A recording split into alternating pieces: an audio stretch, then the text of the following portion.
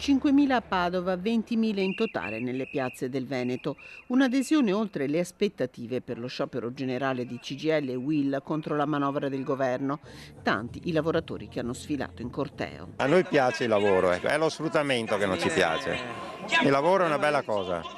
Dobbiamo renderci conto che Poste Italiane sostiene tante cose e quindi anche i servizi che sono poi per i cittadini non possono mancare, perché abbiamo anziani, abbiamo persone che sono invalide, quindi questa nuova privatizzazione che stiamo andando incontro crea veramente disagio. La preoccupazione dei lavoratori è quella, cercare insomma che il posto di lavoro sia comunque garantito. Lei pensa che andrà in pensione? Sì, penso sì di riuscire ad andare in pensione, ma dipende a quali condizioni, a che età, con che pensioni, in che sistema paese, è un po' tutto in generale da considerare. Ma sì, c'è l'adesione nel comparto manifatturiero, ma anche la sanità a Padova ha raggiunto punte del 40%, con reparti in cui si è garantita l'urgenza attraverso la precettazione, come le sale operatorie dello IOV o la cardiochirurgia in azienda ospedale università. Prima eroi, ora buoi, eloquente lo striscione dei lavoratori dell'ULSS 6 Euganea, e al problema sanità ha fatto riferimento anche il segretario generale della FIOM CGIL Michele De Palma nel comizio conclusivo. È necessario che si facciano invece le assunzioni nella pubblica amministrazione, nella scuola, nella sanità, perché anche a me mi è capitato.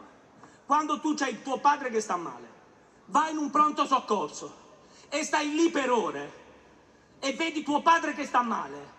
E un po' ti sale la carogna, no?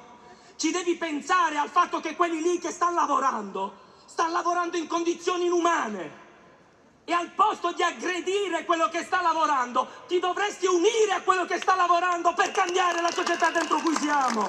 Tante le preoccupazioni all'orizzonte, a partire dall'aumento del ricorso alla cassa integrazione con la crescita del numero di crisi aziendali. Siamo passati a quasi oltre i 40 tavoli in regione, con un numero importante, oltre i 10.000 lavoratori coinvolti.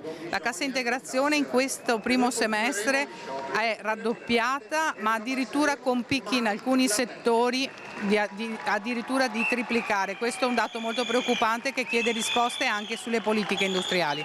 L'inizio di una stagione di mobilitazione, perché non abbiamo altre alternative in una fase in cui la democrazia vede un inverno prematuro delle caratteristiche fondanti della stessa.